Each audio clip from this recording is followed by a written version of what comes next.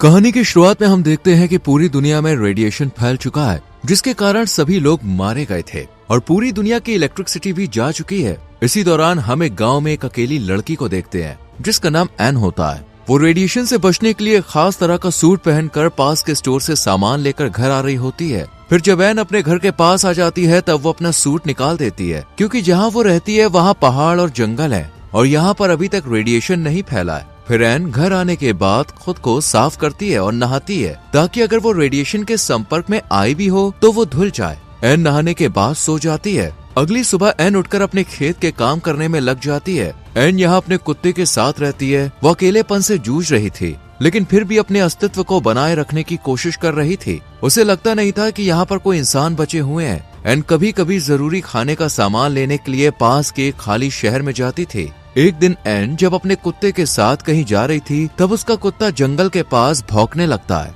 N छुप कर देखती है कि उसके जैसा एक और सर्वाइवर जिंदा है, जो रेडिएशन से बचने के लिए खास तरह का सूट पहना हुआ है। वो अपने बचाव के लिए सुरक्षित जगह की तलाश में भटक रहा था, जहाँ रेडिएशन अभी तक ना फैला हो। इस आदमी का नाम जॉन होता है। उसे लगता है कि इस जगह पर हवा और पानी रेडिएशन के कांटेक्ट में नहीं आया है, इसलिए वो अपना सूट निकालता है। तब उसे खुली हवा में सांस लेकर काफी अच्छा महसूस होता है, क्योंकि यहाँ तक रेडिएशन फैला नहीं था।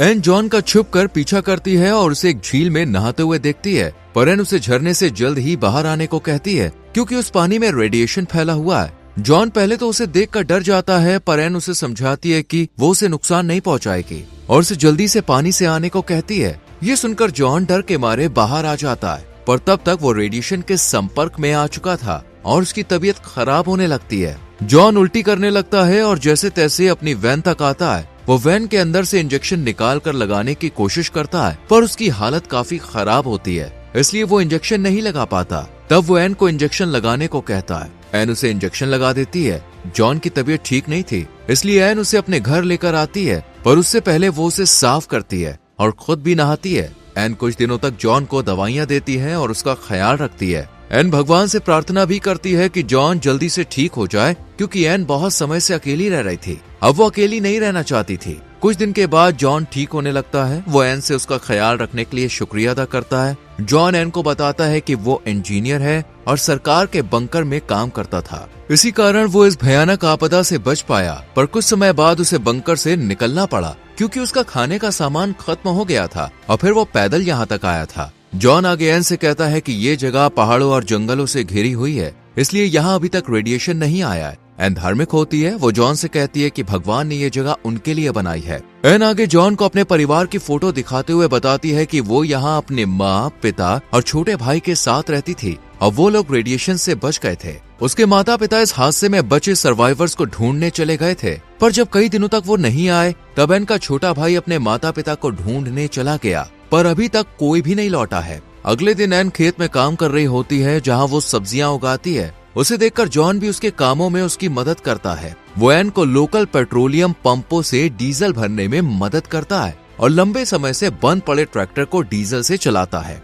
रात में ये दोनों खाना खाते हैं। जॉन एन से कहता है कि वो यहाँ आकर काफी खुश है और उसे पता था कि दुनिया में ऐसी कोई जगह जरूर होगी जहाँ रेडिएशन नहीं पहुँचा होगा। एन भी जॉन के साथ खुश थी, क्योंकि उसे अब अकेले काम नहीं करना पड़ेगा और उसे अकेले भी रहना नहीं पड़ेगा। साथ ही एन जॉन को अब मन ही मन पसंद करने लगी थी। अगले दिन एन पास के तालाब से मछलियां पकड़ रही होती है। फिर वो मछलियां पकड़ कर लाती है और जॉन मछली पकाता है। एन उससे कहती है कि सर्दियां आने वाली हैं, इसलिए हमें खाना स्टॉक करना होगा, क्योंकि ठंड में खेत सूख जाएगा और हमें काफी दिक्कत होगी। और अब हम 2 लोग हैं, जिस वजह से हमें ज्यादा खाना जमा करना होगा। एन चाहती है कि घर में करंट आ जाए, ताकि सर्दियां आने से पहले घर का फ्रीजर चालू करके वो स्थानीय तालाब से मछलियां पकड़कर उन्हें स्टोर कर सके। और अगर घर में बिजली आ जाएगी तो उन्हें अंधेरे में नहीं रहना पड़ेगा। यहाँ जॉन को एन से पता चलता है कि उसके पास एक जनरेटर है जो काफी समय से बंद पड़ा है, इसलिए जॉन उस जनरेटर को ठीक करने की कोशिश करने लगता है, पर काफी देर तक कोशिश करने के बाद भी उसे सफलता नहीं मिलती है।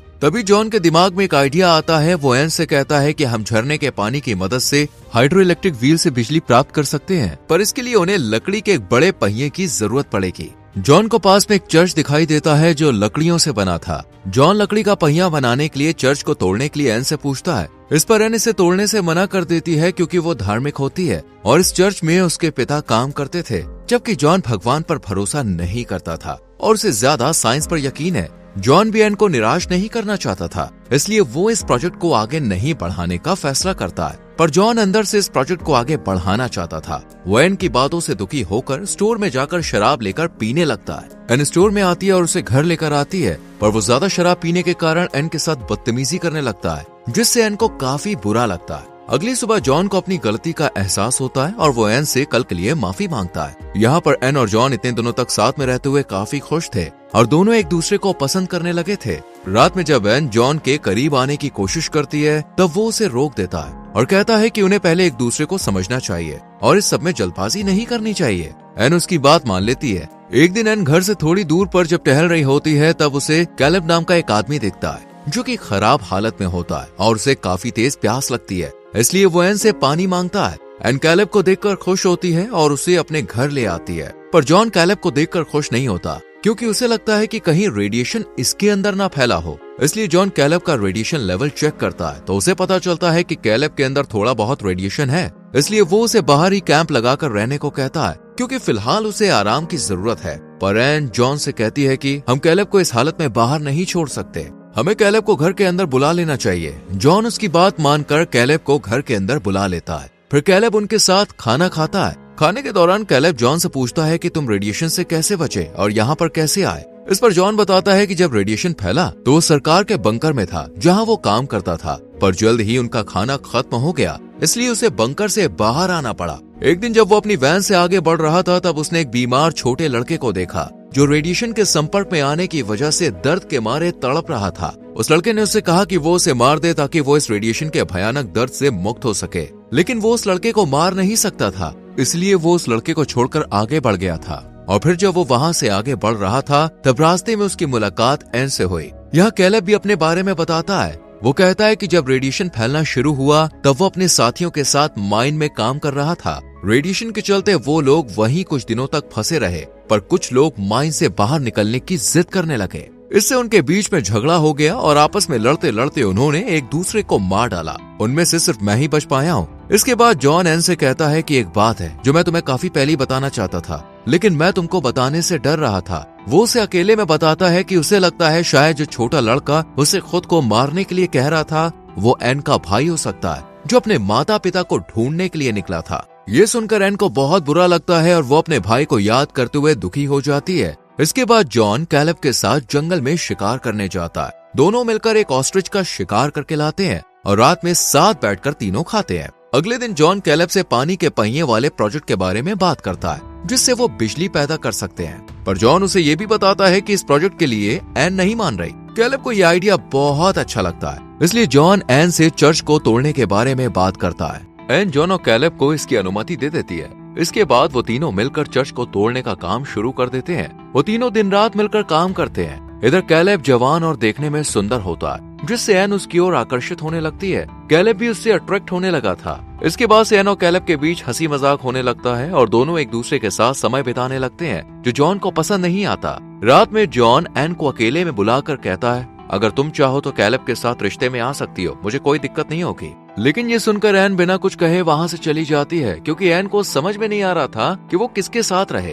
क्योंकि उसे जॉन और कैलेब दोनों ही पसंद थे। इसके बाद से जॉन और कैलेब के बीच बातचीत बहुत कम हो जाती है। जॉन अब कैलेब से जलने लगता है और एन को उसके साथ देखना नहीं चाहता है। इसी बीच पानी का पहिया तैयार हो जाता है। इस खुशी में वो तीनों रात में घर में पार्टी करते हैं। पार्टी के बाद वो पास की झील में नहाने जाते हैं और बहुत मजे करते हैं। नहाने के बाद जॉन एन से कहता है कि वो उसे पसंद करने लगा है, लेकिन एन कोई जवाब नहीं देती है, क्योंकि कहीं न कहीं वो कैलेब को पसंद करने लगी थी। घर आने के बाद जॉन दुख में बहुत ज्यादा ड्रिंक कर लेता है और सो जाता है। एन कैलेब के पास जाती है और दोनों करीब आ जाते हैं। अगली सुबह जब जॉन उठता है तो देखता है कि एन और कैलेब अब एक कपल की तरह बर्ताव कर रहे हैं। ये देखकर जॉन को बहुत बुरा लगता है और वो समझ जाता है कि कल रात इनके बीच जरूर कुछ हुआ होगा। इसके बाद जॉन और कैलेब पहिए को फिट करने के लिए जाते हैं और वो इसे अच्छे से फिट कर देते हैं, जिससे दोनों बहुत खुश होते हैं। फिर जब कैलेब सूट पहनकर रस्सी पकड़कर झरने से ऊपर चढ़ रहा होता है, तब उसका पैर फिसल जाता है, लेकिन जॉन जो पहले से ऊपर होता है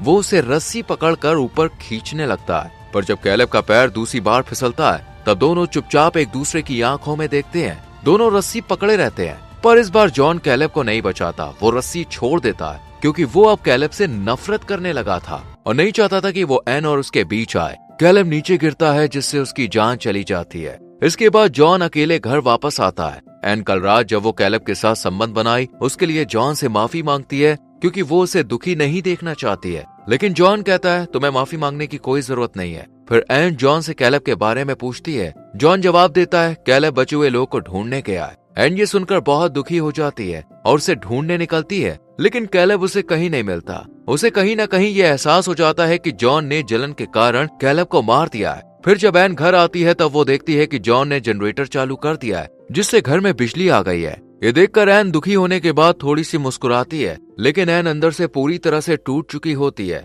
वो कैलेब को याद करते हुए पियानो बजाने लगती है। वो गहरी उदासी में पियानो बजा रही होती है और इसी दौरान वो जॉन की ओर देखती है। इधर जॉन जो भगवान पर यकीन नहीं करता था, पहली बार भगवान से प्रार्थना कर रहा होता है और अपने गुनाहों के लिए माफी मांग रहा होता है। इसी के साथ ये मूवी खत्म होती है। दोस्तों आपको क्या लगता है, जॉन को माफी मिलनी चाहिए थी? इस पर आप अपनी राय कमेंट सेक्शन में जरूर दें। वीडियो को यहाँ तक देखने के लिए thank you very much. Video को लाइक और शेयर करें और चैनल को सब्सक्राइब करके बेल आइकॉन प्रेस करें जिससे आपसे आने वाली वीडियोस मिस ना हो। मिलते हैं आपसे अगली वीडियो में। Till then bye bye, take care.